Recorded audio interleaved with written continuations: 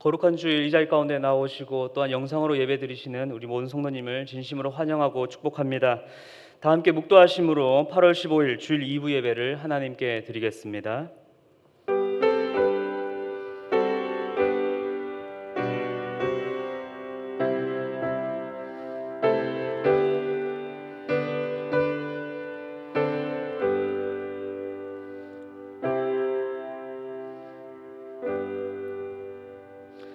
사도신경으로 신앙 고백하겠습니다.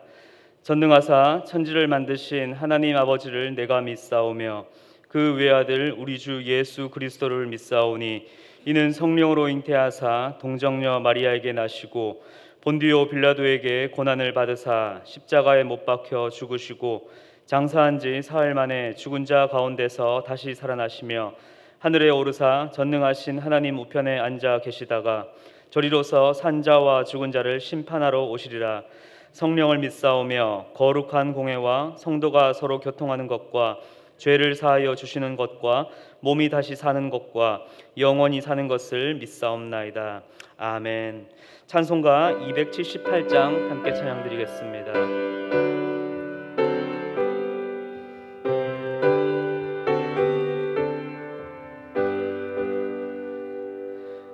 여러 해 동안 주 떠남 세상 연락을 즐기고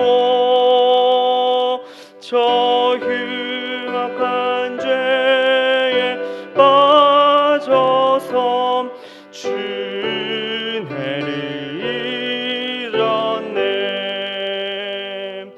오 사랑의 예수님 내 맘을 곧 엽니다. 곧 들어와 나와 함께하며 내 생명이 되소서. 죄악의 죽을 인생을 심히 불쌍히 여기사 저 하늘의 영광 버리고 이 세상에 오셨네. 오 사랑의 예수님 내 맘을 곧 엽니다. 곧 들어와 나와 함께하며 내 생명이 되소서.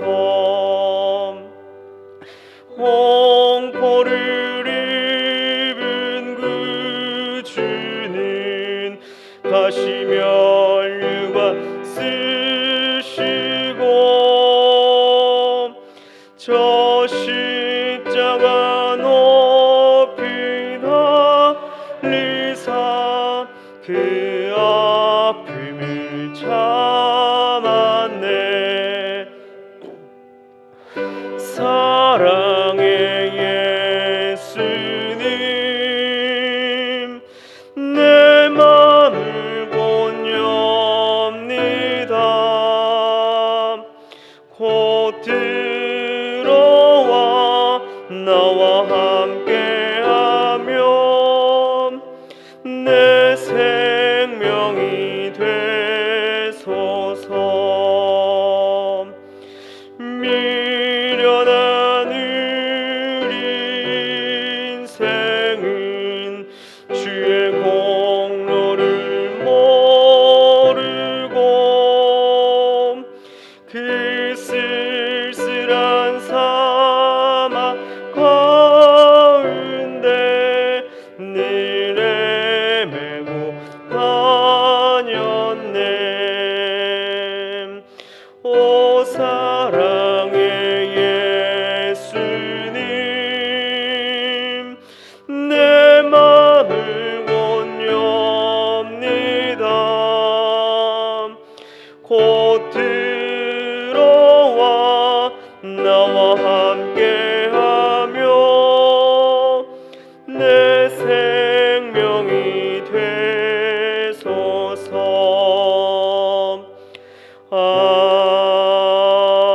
아멘. 우리를 대표해서 이친옥 선생님께서 기도하시겠습니다.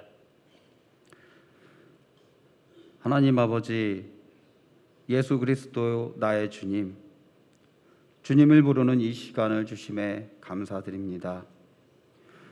예수께서 이르시되 여자여 내 말을 믿으라. 이 산에서도 말고 예루살렘에서도 말고 너희가 아버지께 예배할 때가 이르리라. 하나님은 영이시니 예배하는 자가 영과 진리로 예배할지니라. 주님, 광복 76주년을 기념하는 날입니다. 신사참배를 종용하며 하나님께 예배드리는 것조차 생명을 담보할 만큼 어려운 그 시기를 지나왔던 우리 믿음의 선배들이 계십니다.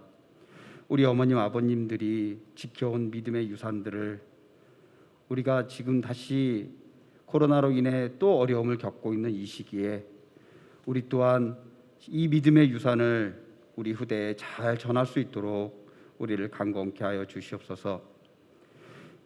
예배당에서 또 지금 각자의 공간에서 드리는 오늘의 이 예배가 오직 주께 찬양하며 주께 영광 돌리는 예배가 되게 하옵소서. 코로나로 인한 삶의 변화 속에 우리들의 모습은 마치 배에 부딪히는 광풍에 두려워 떨며 어찌할 바를 모르던 제자들의 모습과도 같습니다. 예수께서 깨어 바람을 꾸짖으시며 바다더러 잠잠하라 고요하라 하실 때 잔잔해진 바다를 보며 비로소 제자들은 그가 누구이기에 바람과 바다도 그 말씀에 순종하는가 말하며 주님을 보게 되었습니다. 주님, 우리의 믿음 없음을 회개하며 이제 우리의 눈이 광풍이 아닌 언제나 우리와 함께 계신 주님을 바라보게 하옵소서. 긴 시간 경제적으로 힘든 시기를 겪고 있는 이들의 지친 어깨를 말없이 감싸주시는 주님을 보게 하옵소서.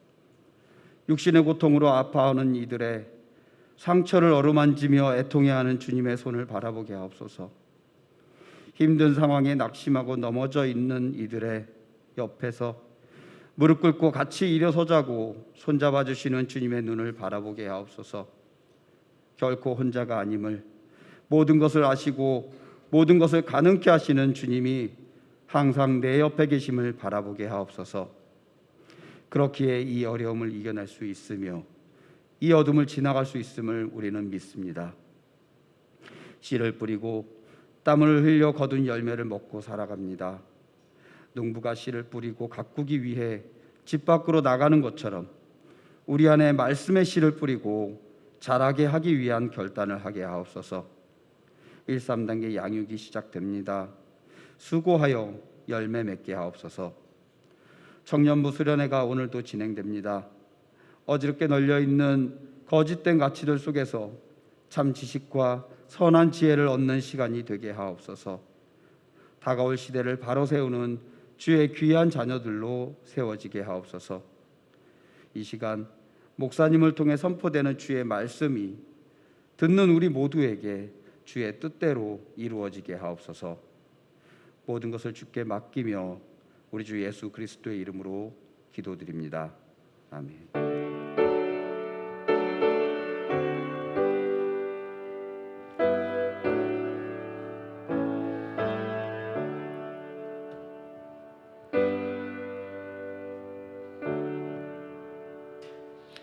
오케스트라의 특조와 함께 하나님께 귀한 예물을 드리도록 하겠습니다.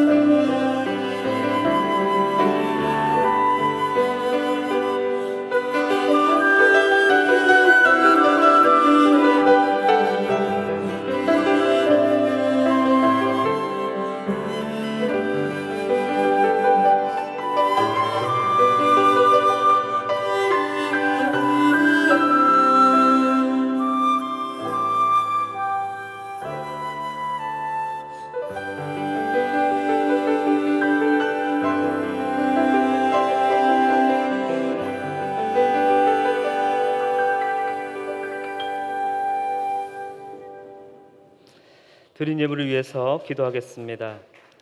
사랑과 은혜가 풍성하신 주님, 감사를 드립니다. 질병으로 인하여서 또한 경제적인 어려움으로 인하여 여러 가지 혼란하고 힘든 상황을 마주하고 있지만 그 가운데서도 우리에게 한량없으신 그 은혜를 베풀어 주시며 또한 날마다 우리와 함께하여 주심에 감사를 드립니다. 그리고 또한 그 주님께 감사를 드리며 이 자리 가운데 나와 예배를 드리고 그리고 그 주님께 귀한 예물을 드립니다. 하나님, 기쁘게 연락하여 주시옵소서. 이 손길 가운데 우리의 마음과 정성과 뜻을 다하여 주님을 사랑한다, 주님께 영광 올려드린다 고백하오니 주님, 이 시간 우리가 드린 이 예물을 기쁘게 흠양하여 주시옵소서. 또한 물질뿐만 아니라 우리의 마음과 우리의 삶과 우리의 시간을 드리기로 주님, 우리가 결단하며 고백하오니 우리의 그 헌신 또한 주님 기쁘게 받아 주시옵소서. 이 물질을 통하여서 온전히 이 땅 가운데 하나님의 나라가 선포되게 하여 주시고 그리스도의 영광이 온 열방 가운데 선포되는 손길로 우리를 사용하여 주시옵소서. 감사드리며 살아계신 예수 그리스도의 이름으로 기도드렸습니다. 아멘. 교회 소식입니다. 오늘 예배 가운데 처음 나오신 분들을 주님의 이름으로 환영합니다. 영상으로 예배드리고 계시는 우리 새가족 분들께서도 등록하기를 원하신다면 교회 홈페이지를 통하여서 온라인 새가족 등록을 진행하실 수 있습니다. 거리두기 지침에 따라서 10% 현장 예배가 가능합니다. 비전홀에는 55명까지 들어올 수 있으며 그 후에는 쉐마홀과 새가족실로 안내해 드리겠습니다. 교회 출입 시 QR코드 출석과 마스크 착용, 거리두기를 잘 지켜주시면 감사드리겠습니다. 주일학교 예배는 당분간 가정에서 드리겠습니다. 13단계 양육 신청을 받습니다. 9월 7일부터 매주 화요일에 5주간 비대면으로 진행됩니다. 낮반은 매주 화요일 오전 10시, 밤반은 매주 화요일 저녁 8시 줌으로 진행됩니다. 3단계 후원자 수양회는 9월 5일 주일 오후 3시에 줌으로 진행됩니다. 내적 치유 수양회는 10월 16일과 17일 토요일 주일입니다. 오후 3시부터 5시 30분까지 진행됩니다. 신청은 8월 마지막 29일까지입니다. 기간을 맞춰서 신청해 주시면 감사드리겠습니다. 13단계 짝을 꼭 지으셔서 각 마을 지역장님들께서 구글 설문지를 통해서 신청해 주시면 되겠습니다. 회비는 2만 원입니다. 청년부 여름 은혜 주간이 오늘까지 진행이 됩니다. 오늘 오후 2시에 청년부 예배 시간입니다. 유튜브를 통하여서 생중계가 된다고 하니까요. 우리 모든 성도님들께서도 함께 참여해 주시고 또한 강의에 함께 동참해 주시면 감사드리겠습니다. 교육자 동정입니다. 신영태 목사님, 이승범 강도사님, 노윤경 간사님 내일부터 21일 토요일까지 휴가이십니다. 교인 동정입니다. 축복마을 한우리 집사님 시부상 당하셨습니다. 축복마을 김세진 비 집사님 부친상 당하셨습니다. 열린마을 김기정 성도님 본인상 당하셨습니다. 축복마을 김정희 장성호 집사님 이사하셨습니다. 포도마을 수소한나라 박홍석 집사님 출산하셨습니다. 그럼 하나님 말씀을 함께 보도록 하겠습니다. 함께 나누실 말씀은 요한복음 21장 1절부터 19절까지 말씀입니다. 신약성경 184페이지입니다. 요한복음 21장 1절부터 19절까지 말씀을 제가 봉독하도록 하겠습니다. 그 후에 예수께서 디베랴 호수에서 또 제자들에게 자기를 나타내셨으니 나타내신 일은 이러하니라. 시몬 베드로와 디두모라 하는 도마와 갈릴리 가나 사람 나다나엘과 세베대의 아들들과 또 다른 제자 둘이 함께 있더니 시몬 베드로가 나는 물고기 잡으러 가노라 하니 그들이 우리도 함께 가겠다 하고 나가서 배에 올랐으나 그날 밤에 아무것도 잡지 못하였더니 날이 새어갈 때에 예수께서 바닷가에 서셨으나 제자들이 예수이신 줄 알지 못하는지라. 예수께서 이르시되 얘들아 너희에게 고기가 있느냐 대답하되 없나이다. 이르시되 그물을 배 오른편에 던지라 그리하면 잡으리라 하시니 이에 던졌더니 물고기가 많아 그물을 들 수 없더라. 예수께서 사랑하시는 그 제자가 베드로에게 이르되 주님이시라 하니 시몬 베드로가 벗고 있다가 주님이라 하는 말을 듣고 겉옷을 두른 후에 바다로 뛰어내리더라.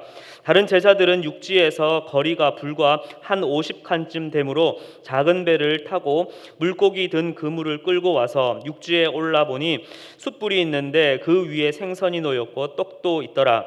예수께서 이르시되 지금 잡은 생선을 좀 가져오라 하시니 시몬 베드로가 올라가서 그물을 육지에 끌어올리니 가득히 찬 큰 물고기가 153마리라. 이같이 많으나 그물이 찢어지지 아니하였더라. 예수께서 이르시되 와서 조반을 먹으라 하시니 제자들이 주님이신 줄 아는 고로 당신이 누구냐 감히 묻는 자가 없더라. 예수께서 가셔서 떡을 가져다가 그들에게 주시고 생선도 그와 같이 하시니라. 이것은 예수께서 죽은 자 가운데서 살아나신 후에 세 번째로 제자들에게 나타나신 것이라.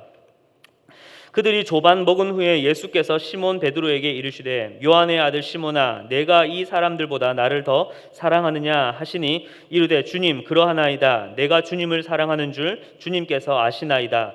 이르시되 내 어린 양을 먹이라 하시고 또 두 번째 이르시되 요한의 아들 시몬아 내가 나를 사랑하느냐 하시니 이르되 주님 그러하나이다. 내가 주님을 사랑하는 줄 주님께서 아시나이다. 이르시되 내 양을 치라 하시고 세 번째 이르시되 요한의 아들 시몬아 내가 나를 사랑하느냐 하시니 주께서 세 번째 내가 나를 사랑하느냐 하심으로 베드로가 근심하여 이르되 주님 모든 것을 아시오매 내가 주님을 사랑하는 줄을 주님께서 아시나이다. 예수께서 이르시되 내 양을 먹이라. 내가 진실로 진실로 내게 이르노니 내가 젊어서는 스스로 띠뛰고 원하는 곳으로 다녔거니와 늙어서는 내 팔을 벌리리니 남이 내게 띠띠우고 원하지 아니하는 곳으로 데려가리라. 이 말씀을 하심은 베드로가 어떠한 죽음으로 하나님께 영광을 돌릴 것을 가리키심이로라. 이 말씀을 하시고 베드로에게 이르시되 나를 따르라 하시니 아멘. 이 시간 신영태 목사님 나오셔서 중대한 누락이라는 제목으로 말씀 전해 주시겠습니다.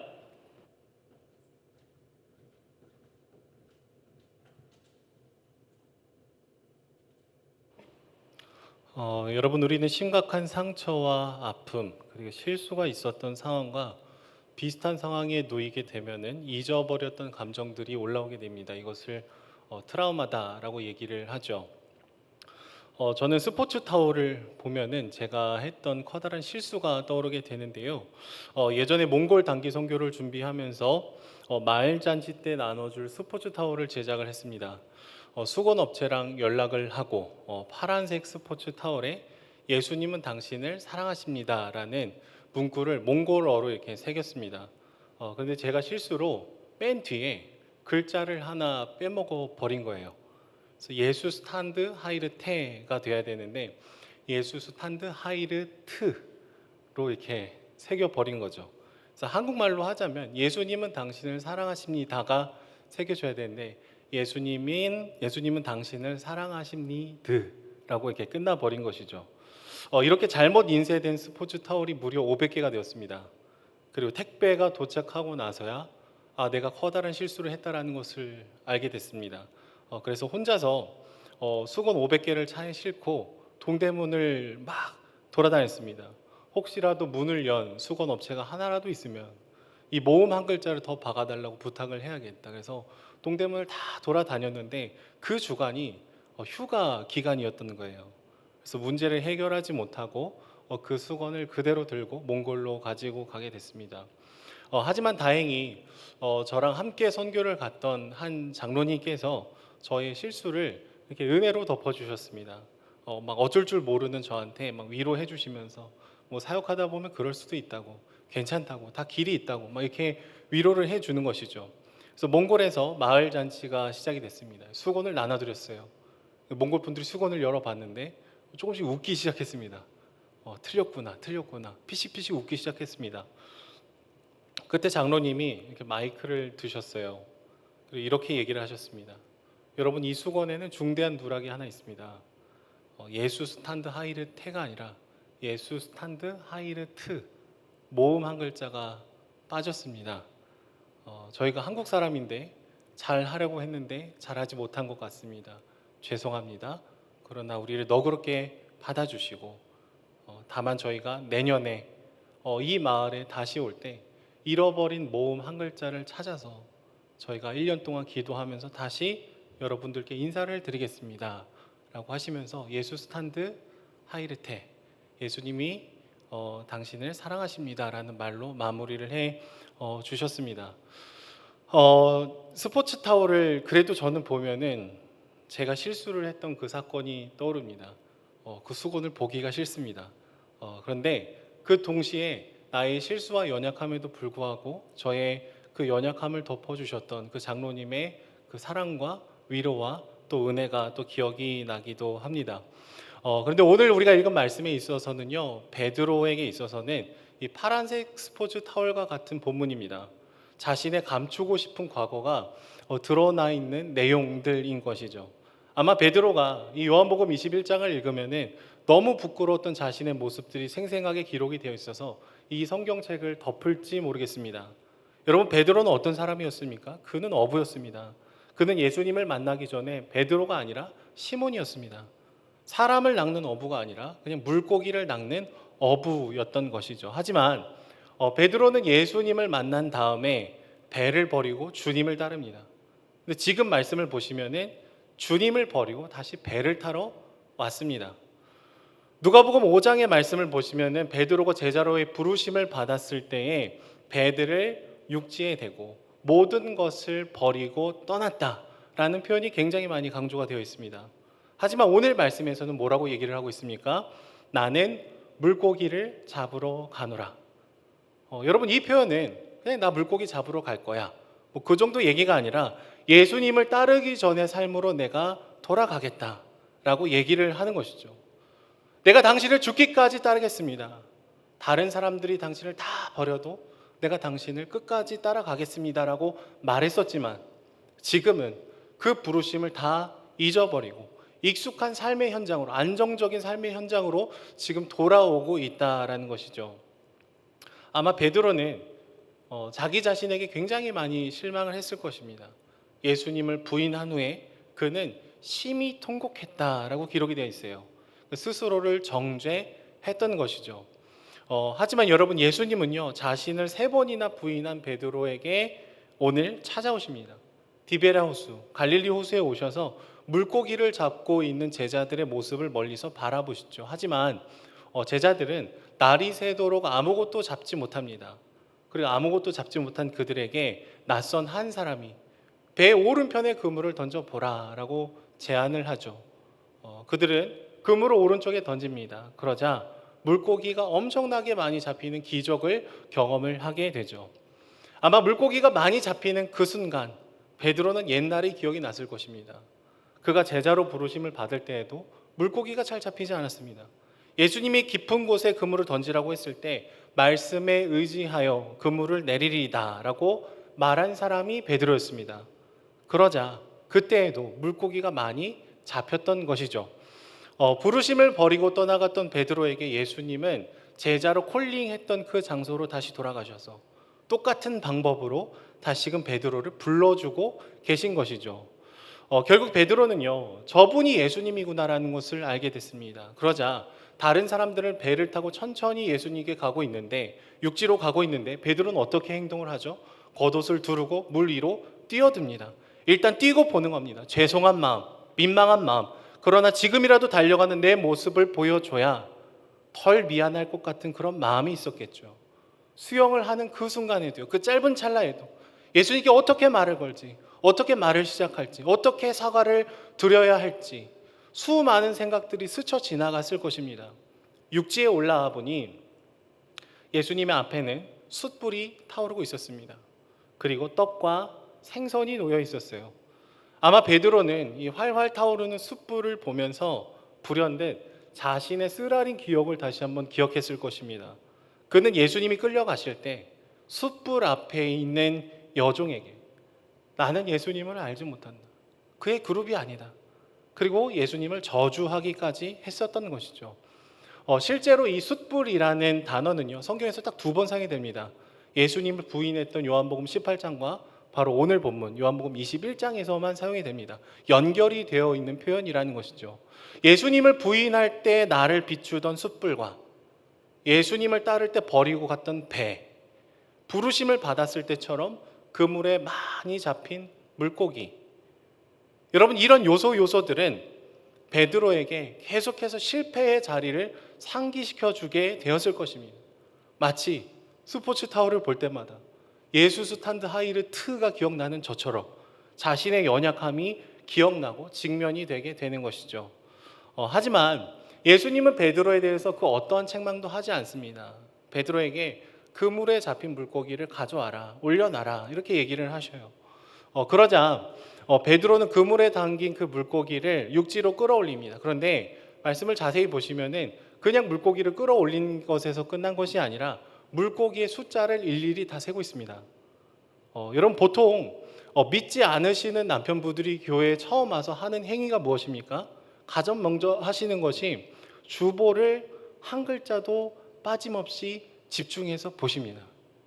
오타를 찾습니다. 띄어쓰기에 실수를 찾습니다. 왜냐하면 아직 나는 예수님을 믿지 않았고 저 앞에서 설교하는 목사님의 얘기가 잘 들리지 않는 거예요. 그런데 아내를 따라서 오긴 왔는데 이 1시간 정도의 예배를 버티기가 너무나 힘든 겁니다. 뻘쭘하니까 주보의 글자라도 집중을 하시는 것이죠. 베드로도 비슷했습니다. 예수님 곁으로 다가가자니 죄송스럽고 뭐라고 말씀드려야 될지는 잘 모르겠고 민망하고 뻘쭘하니까 지금 물고기의 숫자를 세고 있는 것 같아요. 그렇게 한 마리 두 마리를 세다 보니까 153마리였습니다. 여러분 153마리를 세려면 꽤나 오랜 시간이 걸렸을 것입니다. 물고기가 다 죽어 있던 게 아니라 화로였습니다. 화로. 막 잡으면 뛰쳐나가는 그 물고기들을 세고 있었다는 거예요. 어찌됐든 베드로는 지금 이 자신의 연약한 과거가 계속해서 생각나는, 나의 부족함이 드러나는 그 시간을 통과하고 있었다라는 것이죠. 하지만 예수님은 처참한 실패를 경험한 베드로를 책망하지 않으세요. 오히려 그에게 찾아오셨고 말없이 그의 실수와 그의 연약함과 그의 넘어짐을 덮어주고 계신 것이죠. 그리고 물어보십니다. 시몬아, 네가 나를 사랑하느냐? 시몬아, 네가 나를 사랑하느냐? 요한의 아들 시몬아, 네가 나를 정말 사랑하느냐? 라고 물어보시죠. 여러분 예수님은 말씀하시는 겁니다. 베드로야, 네가 나를 부인하고 떠난 것을 내가 안다. 너의 넘어짐을 안다. 하지만 나는 여전히 너를 사랑한다. 너의 연약함을 개의치 않고 사랑한다. 너를 죽기까지 사랑해서 네가 그 문제에 여전히 걸려 넘어져 있지 않기를 원한다 라는 것이죠. 여러분 예수님이 3번 물어보시는 이유는 베드로가 3번 부인했기 때문입니다. 이 질문은 정죄의 질문이 아니라 회복의 질문입니다. 주님은 우리가 처참하게 무너진 삶의 영역에 찾아오셔서 여전히 그 문제에 끙끙 앓고 있는 우리를 먼저 안아주십니다. 야, 너 그 정도밖에 못하냐? 왜 나를 부인하고 떠나갔냐? 이 질문을 하고 정죄하는 것이 아니라 있는 모습 그대로 먼저 안아주시는 것이죠. 우리의 불완전함마저도 터넘치게 사랑을 해주신다는 거예요. 나를 부인하고 저주하고 떠나갔지만 그럼에도 불구하고 너는 내 아들이요 딸이다라고 얘기를 해주는 것이죠. 그리고 실패한 우리에게 다시 사랑의 고백을 할 수 있는 기회를 주시더라라는 것입니다. 여러분 주님은 우리가 실패한 횟수만큼 사랑의 고백을 드릴 수 있는 기회를 주십니다. 네가 나를 사랑하느냐? 주님 내가 당신을 사랑합니다. 네가 나를 사랑하느냐? 주님 내가 당신을 사랑합니다. 네가 나를 사랑하느냐? 주님 비록 그때는 내가 올바른 선택을 내리지 못했지만 주님 이제는 내가 당신을 사랑하기를 원합니다. 고장난 내 마음을 고쳐주십시오. 말씀대로 살지 못한 내 연약함을 불쌍히 여겨주십시오. 긍휼히 여겨주십시오. 그런 고백을 드릴 수 있게 기회를 주는 것이죠. 여러분 코로나 기간 전에 우리는 혼자서도 신앙생활을 참 잘할 줄 알았습니다. 굳이 내가 다락에 공동체에 소속이 되지 않아도 그냥 나랑 하나님과의 관계만 좋으면 아무런 문제가 없었으리라라고 생각을 했었습니다. 하지만 비대면 예배가 길어지고 가정에서 예배를 드리는 시간이 길어지다 보니까 어떻습니까? 나라는 존재는 주일 예배를 드리는 것조차도 혼자서는 참 어렵구나. 교회가 필요하구나. 공동체가 필요하구나. 나 혼자는 온전히 주일 예배조차도 드리기 어려운 연약한 존재구나라는 것을 저희가 보게 됩니다. 예전에 예배당에서 이 모든 의자에 우리가 빼곡히 함께 앉아서 예배를 드렸을 때 때로는 이름도 전혀 모르고 얼굴도 모르는 사람이 내 옆에 앉아 있을 때도 있었지만 사실 그 순간에도 서로가 서로에게 예배를 드릴 수 있도록 도움을 주고 함께 기도하며 그렇게 공동체적인 예배를 드릴 수 있었던 것이라는 것을 저희가 이제서야 비로소 깨닫게 되는 것이죠. 주님 나는 다른 사람이 다 떠나도 당신을 떠나지 않겠습니다라고 얘기했던 이 베드로의 고백이 우리의 고백일 수 있다는 것입니다. 하지만 오랜 기간을 코로나와 함께 지나가면서 우리의 연약함을 봅니다. 우리의 넘어짐을 봅니다. 기도를 잃어버리고 말씀을 잃어버리고 영적인 침체 가운데 들어갔던 우리의 모습들을 보게 되는 것이죠. 그리고 코로나 이 기간을 보내면서 수많은 시간과 수많은 공간 속에 하나님을 수도 없이 부인한 베드로가 바로 우리와 같습니다. 유튜브를 볼 시간이 있었지만 기도할 시간은 없었습니다. 올림픽을 볼 시간이 있었지만 말씀을 볼 시간이 없었습니다. 집안에 기도할 공간이 있지만 우리는 그 한 평조차도 주님 앞에 내어드리지 않았던 순간들이 훨씬 더 많더라라는 것이죠. 주님을 만나기에는 늘 너무 바빴습니다. 주님만 의지하며 살기에는 현실이 너무 두렵다고, 당신만으로는 부족하다고 얘기할 때 참 많았습니다. 베드로처럼 예수님을 믿는 것으로 인해서 지금 당장 내가 손해를 받아야 되는 그 순간이 찾아오면 우리는 눈을 가리고 귀를 가리고 주님을 부인하고 거절할 수 있었던 것이죠. 여러분, 그래서 우리는 베드로를 비아냥거리면서 바라볼 수 없습니다. 우리 안에 그의 연약함이 있습니다. 그의 모습에 우리의 연약함이 있습니다. 그래서 우리는 그와 우리의 모습을 겹쳐서 보게 되는 것이죠. 잊혀진 제자도라는 책을 쓴 달라스 왈라드는 오늘날의 그리스도인들은 제자가 아닌 그리스도인에 머물기를 원하고 있다라고 얘기합니다. 제자가 아닌 그리스도인에 머물기를 원하고 있다. 제자라는 사람들은 교회에 다니는 사람들 중에서 정말 헌신하는 몇 명의 사람들, 목회자들, 그런 사람들이라고 정의를 하면 우리는 구원을 받는 데에는 아무런 문제는 없지만 제자는 아닌 정도의 삶을 살 수 있다라고 생각을 하더라라는 것이죠. 여러분, 이들은 하나님과 개인적인 관계를 갖지 않습니다. 오로지 주일에 공예배를 드리는 것에 만족을 하죠. 신앙과 삶이 커다란 간격이 있음에도 불구하고 이것을 슬퍼하지 않아요. 내가 죄인이니까 어쩔 수 없구나. 내가 연약하니까 어쩔 수 없구나. 너무나 쉽게 저희가 넘어가는 것이죠. 여러분, 주님은 우리를 제자로 부르셨고 땅끝까지 이르러 제자를 삼으라는 지상의 명령, Great Commission을 주셨는데 우리는 중대한 누락, The Great Omission을 선택을 합니다. 그리고 커다란 괴리, The Great Disparity에 처하게 되는 것이죠.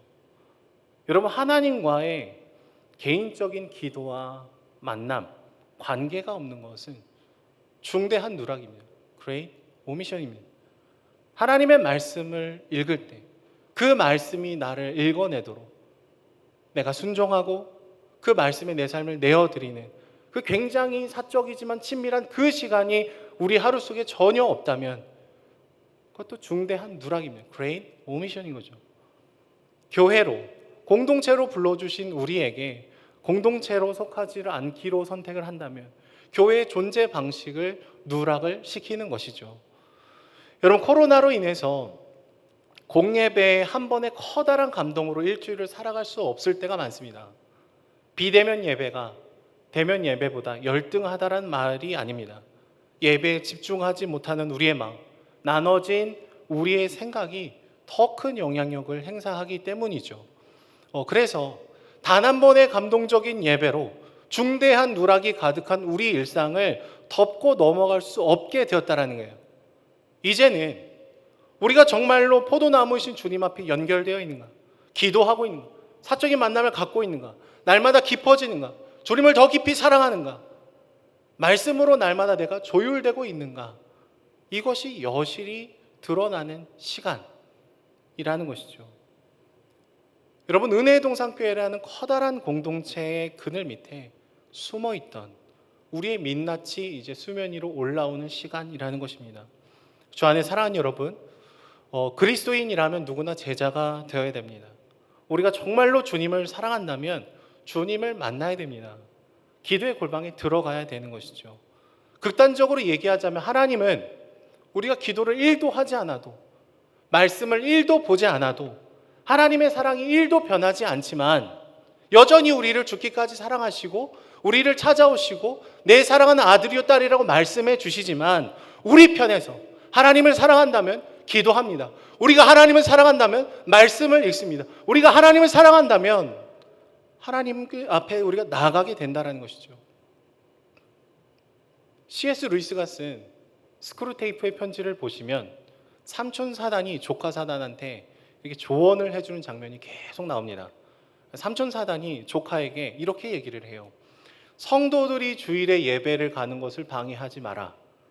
그것은 하수가 하는 전략이다. 주일 예배를 드리면서 은혜 받는 것을 방해하지 마라. 그것도 하수가 선택하는 전략이다. 하지만 진짜 고수는 주일 예배를 드렸으니 됐다. 주일 예배를 드렸으니 내 신앙에는 아무런 문제가 없다 라는 마음을 심어놔라. 개인적으로 기도할 필요가 없고 날마다 말씀으로 나아가지 않아도 된다고 속삭여라. 그러면 그들은 꽤나 괜찮은 신앙인 척 생각하면서 우리가 그들을 오랫동안 다스릴 수 있다라고 얘기합니다. 주 안에 사랑하는 여러분, 주님은 상한 갈대와 같은 우리들에게 베드로처럼 수도 없이 주님을 부정하고 부인하고 거절했던 우리에게 찾아오십니다. 물어보십니다. 사랑을 고백할 기회를 주는 것이죠. 만약에 주님이 오늘 우리에게 네가 나를 사랑하느냐 라고 물으신다면 여러분 어떻게 대답하시겠습니까? 주님, 제가 당신을 사랑합니다. 우리 마음을 다해 고백할 수 있었으면 좋겠어요. 주님 물으십니다. 네가 나를 사랑하느냐? 삶을 걸고 대답해야 됩니다. 주님, 내가 당신을 사랑하기를 원합니다. 주님 또 물으십니다. 나를 버리고 나를 부인했지만 그럼에도 불구하고 죽기까지 사랑스러운 아들아 딸아 네가 나를 사랑하느냐?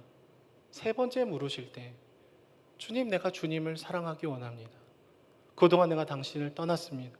당신을 부인했습니다. 당신을 무시했습니다. 당신을 밀어냈습니다. 당신을 거절했습니다. 그러나 주님을 따르기를 원합니다. 주님을 사랑하기를 원합니다. 고장난 내 심령을 고쳐주십시오라고 우리는 주님 앞에 사랑을 고백을 해야 되는 것이죠. 주 안에 사랑하는 여러분, 하나님을 사랑할 때 기도와 말씀은 특권이 됩니다. 주님을 사랑하지 않을 때 기도와 말씀은 의무감으로 변색됩니다. 무겁게 느껴지죠. 베드로처럼 주님, 나는 당신을 영원히 떠나지 않겠습니다.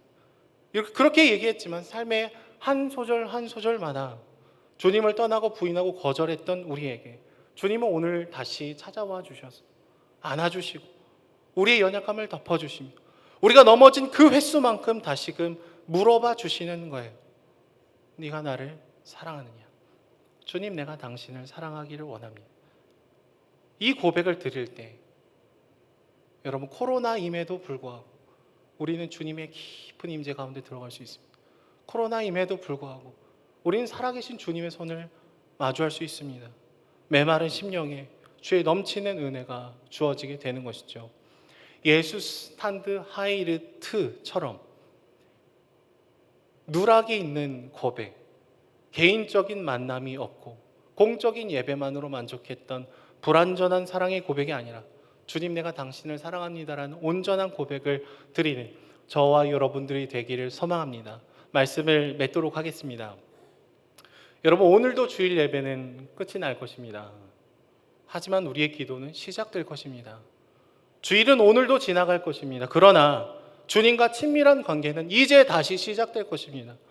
주님이 우리를 끝까지 찾아오시며 다시 물어보시며 다시 기회를 주신다라는 것을 믿음의 눈으로 보시고 다시금 하나님과의 친밀한 관계로 들어가는 저와 여러분들이 되기를 소망합니다. 우리 함께 찬양하며 나아가도록 하겠습니다.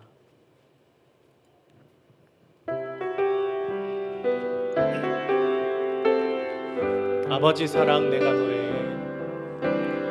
아버지 사랑 내가 노래해. 아버지 은혜 내가 노래해. 그 사랑 변함없으신 거짓 없으신 성실하신 그 사랑 상한 갈 때 꺾지 않으시는 꺼져가는 등불 끄지 않는 그 사랑 변함없으신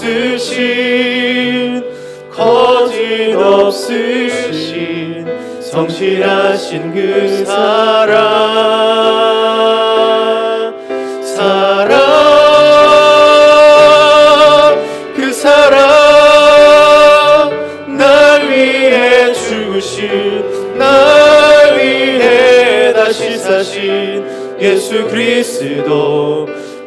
다시 오실 그 사랑, 죽음도 생명도 천사도 하늘의 어떤 권세도 끊을 수 없는 영원한 그 사랑, 예수 그 사랑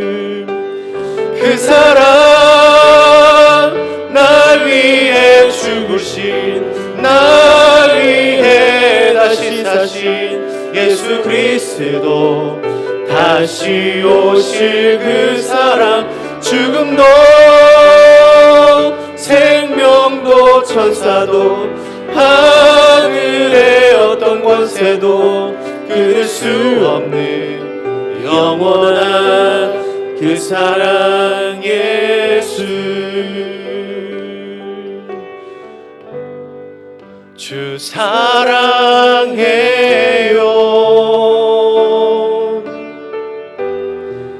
영원히 찬양해 예수. 신령과 진정으로 경배 드려요. 주 사랑해요.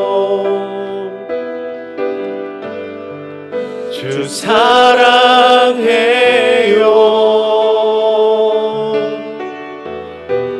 영원히 찬양해 예수. 신령과 진정으로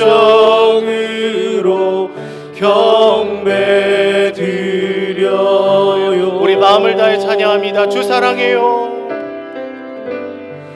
주 사랑해요.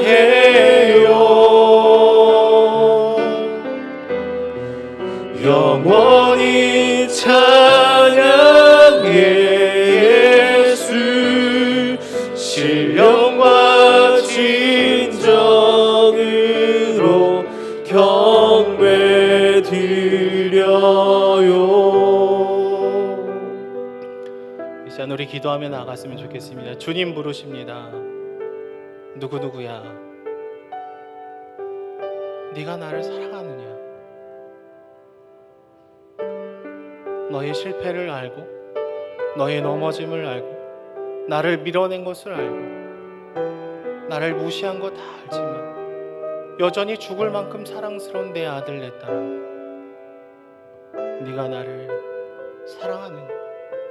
물으실 때에 하나님, 내가 당신을 사랑하기를 원합니다. 수도 없이 넘어지고, 기도를 잃어버리고, 말씀을 잃어버리고, 여전히 내 멋대로 살아갔던 내 인생이지만 하나님, 다시금 우리 삶에 찾아오신 주님 앞에 서서 하나님, 당신을 사랑하기를 원합니다. 당신만을 예배를 하기를 원합니다. 하나님과의 깊은 임재 가운데 들어가기를 원합니다. 그렇게 우리 기도하며 나아가도록 하겠습니다. 기도하시겠습니다.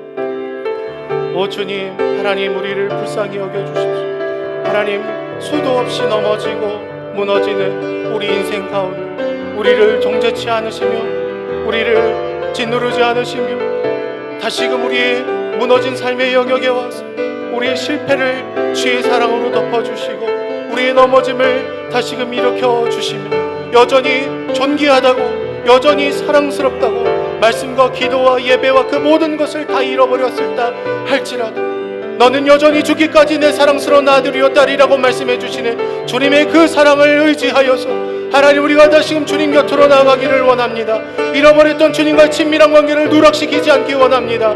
하나님, 내가 하나님 제자가 아닌 그리스도로 사는 것에 만족하는 존재가 아니라 하나님만을 예배하고 주님만을 사랑하고 주님만을 내 왕으로 모시며 나아가는 그 신앙을 회복하기를 원하오니 하나님, 내가 당신을 떠나지 않게 하여 주시고 하나님, 이전과는 다른 구별되는 삶을 살아갈 수 있도록 주님 나를 새롭게 하여 주시옵소서. 성령의 충만함으로 더하여 주시고 하나님의 놀라우신 그 사랑이 다시금 나를 새롭게 하게 하여 주시옵소서. 하나님, 내가 부족하지만 여전히 넘어질 가능성이 농후하지만 내가 고백하기를 원합니다. 주님, 내가 당신을 사랑합니다. 내가 당신을 예배하기 원합니다. 내가 당신을 만나기를 원합니다.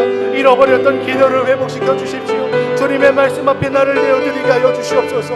하나님, 힘들고 어려운 시점 가운데 코로나에서 어쩔 수 없다고 주님 곁을 떠나가고 그렇게 영적이 침체되어지고 스스로를 정지하고 하나님 우리가 눌려있는 것이 아니라 다시금 주님 앞에 나아가 포도나무시 주님 앞에 연결되게 하여 주시옵소서. 하나님의 임재를 사모합니다. 주님, 내가 갈망합니다. 하나님, 내가 갈급합니다. 메마른 우리 심령 가운데 찾아와 주셔서 주님 말씀하여 주시고 통치하여 주시고 우리를 새롭게 하여 주시옵소서. 주님, 나를 새롭게 하여 주시옵소서.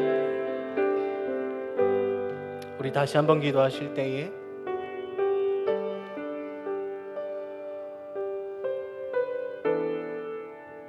하나님, 수많은 것이 누락이 됐고 문제의식도 느끼지 못했던 유별나게 살지 말라고, 구별되지 않아도 괜찮다고 얘기하는 목소리를 거절하십시오. 주님, 우리에게 맡겨주신 사명이 무엇입니까? 주님을 알지 못하는 사람들과 동일하게 더 많은 것을 갖고 우리 시선을 빼앗기고, 그게 아니라 내 양을 먹이라, 내 양을 치라. 베드로에게 이르시되 나를 따르라. 하나님, 나를 이 땅에 불러주신 그 목적을 기억하게 해주십시오. 지금 이 어려운 시간은 우리가 더 교회답게 이 땅을 돌보게 하여 주시고 더 성도답게 우리가 주님의 사명을 감당하며 나아가기를 원합니다. 날마다 하나님과의 관계가 더 깊어지게 하여 주시고 잃어버렸던 우리의 그 사명이 회복되게 하여 주시고 하나님과의 그 친밀했던 관계가 오늘이 제일 더 깊어지는 그 시간이 되게 하여 주시옵소서. 그렇게 잃어버렸던 우리의 사명을 찾게 해달라고, 주님을 따르게 해달라고 기도하며 나아가도록 하겠습니다. 기도하시겠습니다. 사랑의 주님, 주님을 따르기를 원합니다. 중대한 누락이 가득한 우리의 일상을 단 한 번의 감동적인 공적인 예배로 덮고 지나가는 그런 신앙이 아니고 우리 삶에 주님의 말씀대로 살지 못하는 괴리를 슬퍼할 줄 알아, 기도할 줄 알아, 주님의 도우심 구할 줄 알아. 그래서 하나님 앞에 순종하고 순복하고 엎드리며 나아가는 그런 인생, 하나님만이 우리의 왕이 되시는 그런 인생, 주님만을 예배하는 그런 인생이 되기를 소망합니다. 하나님, 주님을 따르기를 원합니다. 손해가 오는 그 순간에 우리가 눈을 감지 않기 원합니다. 구별된 삶의 지점을 갖기를 원합니다. 주님만으로 충분합니다. 주님만을 예배합니다. 하나님, 미래가 주는 그 두려움을 믿음의 눈으로 극복하게 하여 주시고 하나님의 손을 붙들게 하여 주시고 하나님을 예배하는 우리들이 될 수 있게 하여 주시옵소서. 어제보다 오늘도 주님을 사랑하고 어제보다 오늘도 주님의 깊은 임재 가운데 들어가는 우리가 되기를 원하오니 살아 역사하시며 지금도 내 이름을 부르시며 나를 찾아와서 기회를 주시는 주님의 그 부르심 앞에 반응하며 아멘하며 순종하며 나아가오니 주님은 우리를 새롭게 하여 주시옵소서. 사랑의 주님, 감사합니다.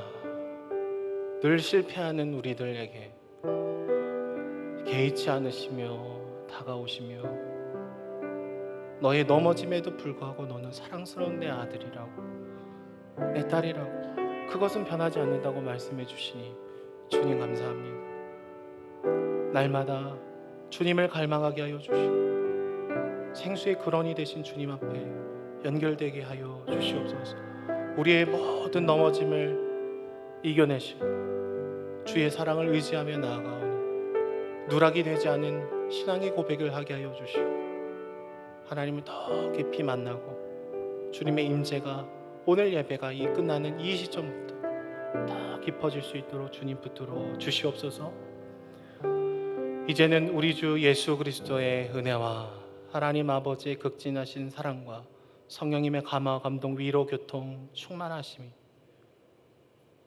중대한 누락을 거절하며 주의 제자로 살기를 결단하며 무릎을 꿇는 주의 사랑하는 자녀 위에 각 가정 가운데 영원토록 함께 있을지어다. 아멘.